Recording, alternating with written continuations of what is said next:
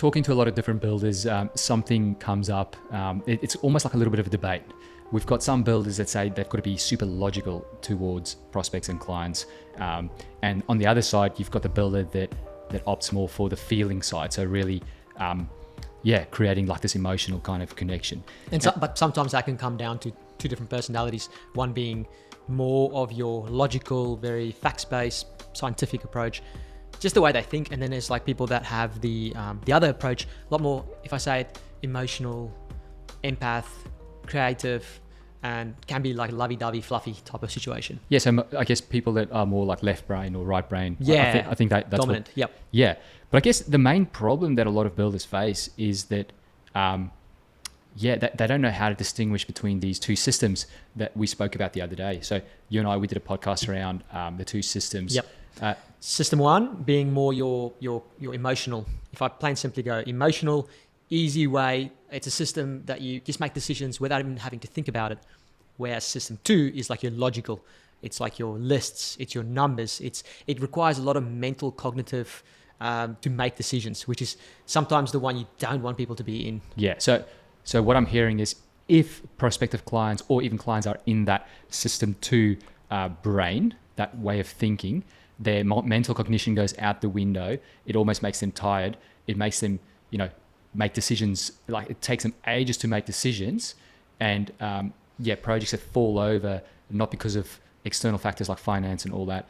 Usually comes down to those people. Yeah. If people are in system two, there's a bigger chance that things get delayed and decisions aren't made, and then things become too hard. Yeah. And then what happens is when things get too hard, people pull out, they retract. So without going too deep into that, because we've done a podcast on that, I'll try and remember to link it in the description. But yeah, we were talking about this while driving to work this morning, and you spoke about the two friends that you have. Yeah, so it's the one is I know of a person that, and I'll quickly just run the story through, and it's like he's been building, and he kind of like his journey has been from the start, getting to the project that they're building on, catching up with the builder. It's been a bit of an interesting one because when they got there, they got straight into the technical aspects of the build. So more the logical side, structure, things that are very specific to the build. So really like what needs to happen in a way? Yeah, what needs to happen, what needs to be built, how does it need to look? So very specific on that logical side of things. And I know for that person, it's been very interesting because from the get-go, it's been a very mentally exhausting experience because they've had to really it's like they go into like that first meeting, and it's like I come out of it going, oh my word, I feel like I've just been through like a big exam. So almost like okay, I went to this meeting, but there was no outcome. There was no outcome, and you just feel exhausted afterwards. Yeah. And since that journey, it's been constantly like that. Every touch point, every time I meet up, it's been coming out of that going, man, this is so hard going through this process.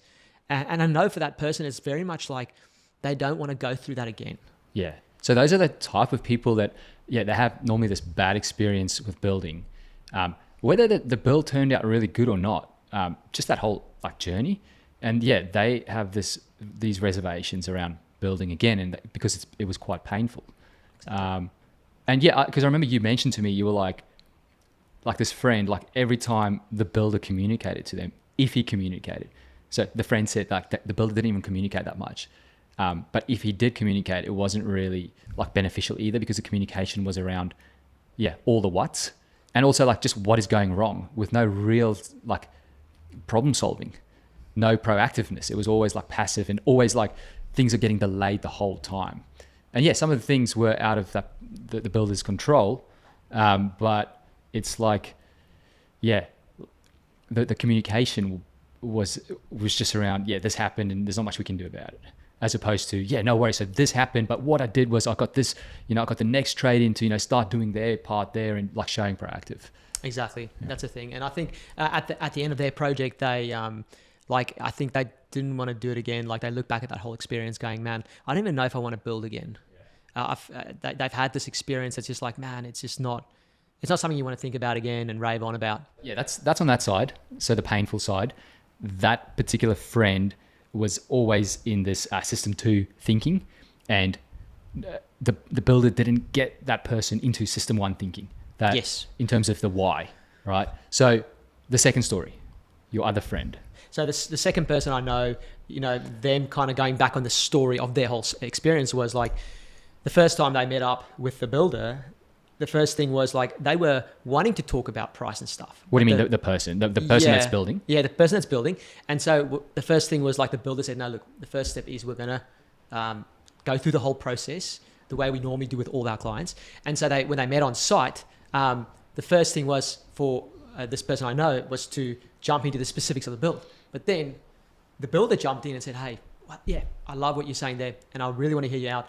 But so the first step was the builder acknowledge them. Yeah, the builder acknowledged them, make sure, like he's being heard, the person is being heard. And then the builder's like, look, let's start off with like, what are you guys wanting to create here? So what does that relate to? So what I'm hearing is like, what do you guys want to achieve? Is that like a why? Like why you're building? Why are you wanting to build? Like why are you taking on this project? And it was like, okay, cool. And then going another level deeper, like why are you wanting to do this? Well, we want to do this for our family. And then it's like, cool. Well, what feeling do you want to create through this? And then it was, well, we want to create this feeling of being able to come home, kick off our shoes, and just feel like we're like, I can just breathe out and enjoy the space. And then the builder would go, well, cool. Well, what's really important to you guys? And then it was like, well, look, we just want to make sure that they're busy professionals. They want to make sure that the build just goes along smoothly and just want to be directed and guided through the whole thing. They want to feel like they're in good hands, and because they've never really done this before. To me, it sounds like system 2 brain, like which is the wrong one to be in. It's almost like the client dictates in a way. Yes. It's like, this is what I want. This is what I want. Yes. Yeah. So, I mean, it doesn't always have to be that way. I guess a builder is like a lot of builders like that as well, which is like your story 1. And like they went through that whole journey. Like as they went through that whole journey, the builder would constantly come in, and then the client would like to dictate a specific moment, but then the builder would go, you know what? Let's get back to the vision here. So it's almost like, okay, let's stop for a second.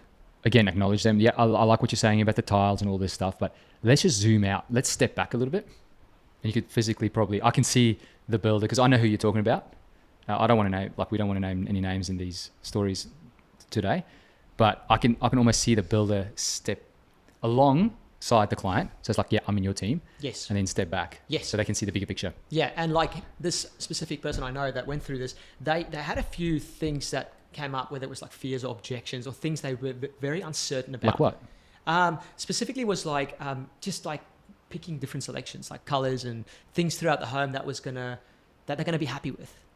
What? Like, were they confused or? I think they were just in doubt of, are they making the right decision? Yeah, because once you make that decision, like tiles. Yeah, or tiles or cabinetry, or, outside the walls that you create outside, the color. Oh man, is that going to fit with the whole thing? So then that's where the builder came back and said, cool, let's go vision. Like, let's go back to like, what are we trying to achieve here again? And in that case, that builder would, to try and overcome some objections that they had, even from the sales process right through, he would use examples of stories or things from the past to kind of articulate and make this person understand what's the best way to go about something. Right. So he's using story from a previous experience to stay number 1 in the same team as the client. So it's not like the builder's telling the client, it's like us versus them. It's actually just us. And he's using an outside story of a previous experience that he had with another client that might have been confused, and then basically through the story say the solution. Exactly. Or through the story state that, look, let's zoom out again. Let's get clear on, remember, this is a reason why you guys want to do this. So big picture, it doesn't really matter what tiles you get. I'm not. Or big picture that, look, this is what you're trying to achieve. Yeah. You've got this vision in mind. Like, this is the feeling we want to create. This is what it's got to look like, and then create for our family, and then go, cool. Well, what we're selecting here, or the things that are coming up right now, does that go in line with that? If yes, well, great. Let's go ahead with it. If no, well, let's find a different way around it. Yeah. But then also, the builder was using stories throughout to give. It's basically to create confidence in the client, because sometimes I think for a person going through the building experience, it can be, you can start doubting yourself and then you lose confidence.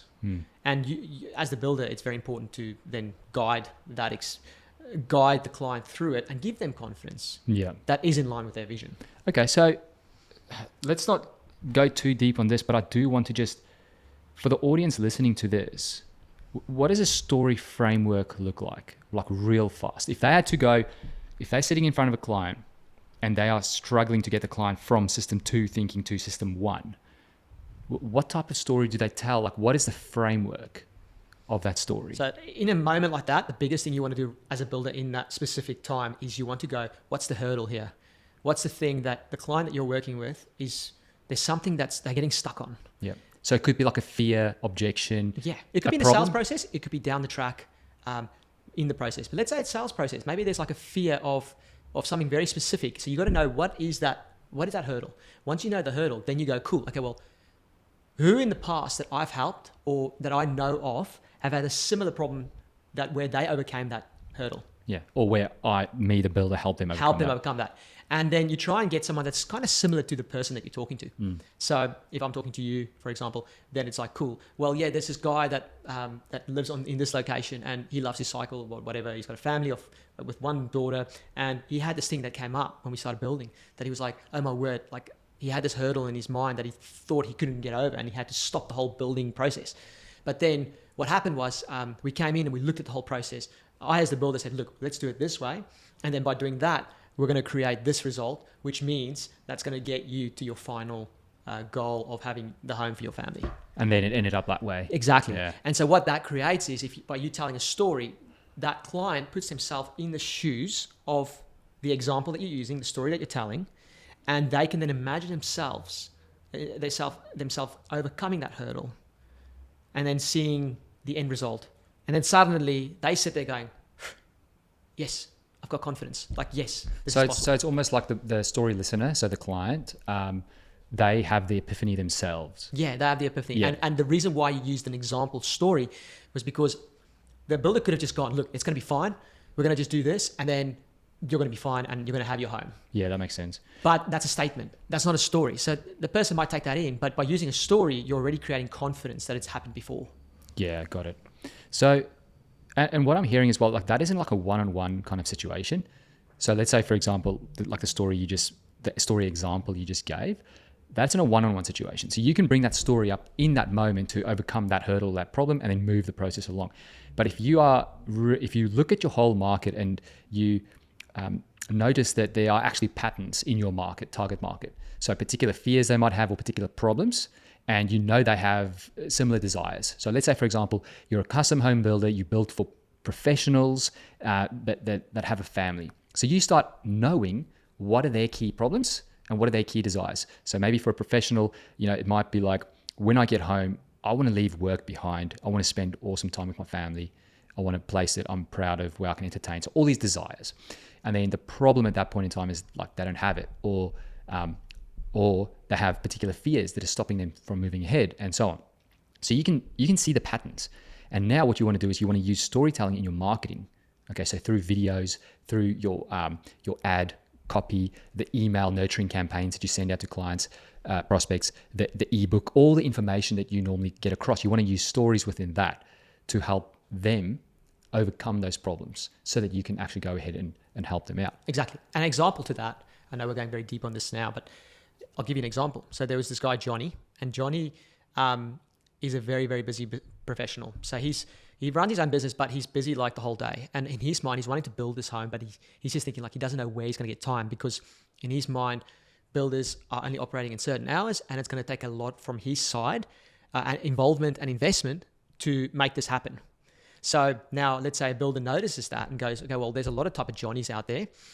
So the easiest way for Johnny to overcome that and have him actually build and go on the journey is to go, look, Johnny, this is what you're thinking at the moment. You're feeling like that you're not going to have time to invest because you're working the whole day. You only get home late at night and you're tired. So what I'm hearing is like that Johnny's got this particular problem, and that is, he's not moving ahead with his build because he thinks that the only time he can talk to this builder is during business hours where he's actually supposed to be, working. Exactly. For example. So let's say Johnny did meet up with a builder.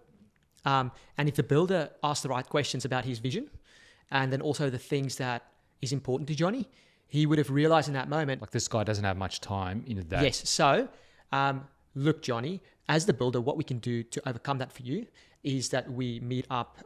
We got these specific meetup times over like every couple of weeks, and we can do that either early in the morning before you go to work, and we can do maybe like an evening meetup. Yeah. And so that's bringing a solution. And I mean, yeah, so you can, so at a surface level, you can just say that to the client. So, hey, look, I understand you're busy. So we actually have the solution. We can jump on Zoom every night or every, once a week or whatever. And I can run you through this, blah, blah, blah. So that's like one-sided. That's like a statement. That's a statement. Or yeah. You can use story and say, look, we've helped this lady and her family before. She's an entrepreneur, runs her business, and she had this big problem. She had this dream to achieve it. She'd been putting it off for years. And just fortunate enough, we got in contact, or somehow we got connected. And when we looked at her problem of getting to what she wanted to achieve, we realized, look, we had to create meetup times that would suit her. And so what we figured out was, look, 7 o'clock in the morning, just before she arrives at the office, we'll do every 2 weeks, we'll do like a meetup, and we had it all planned out for her. So she knew in her mind, cool, the next meetup is going to be about this, going over the plans and etc. And then in her mind, she was always prepared, and then went through the whole journey. I'm super happy at the end because it never got in the way of her running her businesses as an entrepreneur. Yeah, that's awesome. Okay, cool. Now, I love all these stories and so on. So I guess, yeah, the three key takeaways for builders that I got from this episode today is, number one is, going back to systems 1 and 2 in terms of like thinking. And what you want to do as a builder is like use and be aware of those 2 systems in all areas. Okay. So throughout the whole journey, a person goes through with you, whether it's a prospect, a sales kind of like prospect, someone that's really warm, and also a client that goes on this whole journey. And the best way to get someone to system 1, which is the one you want them in, is to use stories and really create that feeling. So yeah, that will really overcome this problem of like, people don't like what you say as a builder. I know it's a little bit of like an interesting statement, like people don't like what you say as a builder, because we've noticed this with a lot of people, customers we talk to that do go on this building journey with builders. They normally don't like what builders say. So this is a way to get them to, get them out of that system 2 thinking. And so to add to that, one last thing, it is, as the builder, you got to remember, when you meet up the first time with a client, they're going to come, haven't been through it before, for example, and they're going to try and control the narrative. They're going to try and come in with questions about like prices and just the wrong start of the whole thing. Or walk you through to the kitchen and walk you through to the thing instead of you, the builder, going, yes, look, hey guys, what I would like to do before we go look at any of your rooms or whatever you want to renovate, do you have a place to have a sit down? I really want to get clear first on what you guys really want to achieve. Yeah. So in other words, you come as the guide to control the narrative. And I'm not saying control in a bad manipulative way, but I'm saying like you are coming here as the expert. And that's why from day one, even from online inquiry, from your marketing message, everything, you got to be guiding them on that narrative. Because if you do that, they're going to feel good. They're going to have a good journey. And it's just going to be a positive effect on your business. Yeah, great. So just to end this episode, the question I want you to leave with as a builder is, in what state of mind do I leave my prospective clients in all areas of marketing, sales, and operations? Is it system 1 or system 2? Thank you.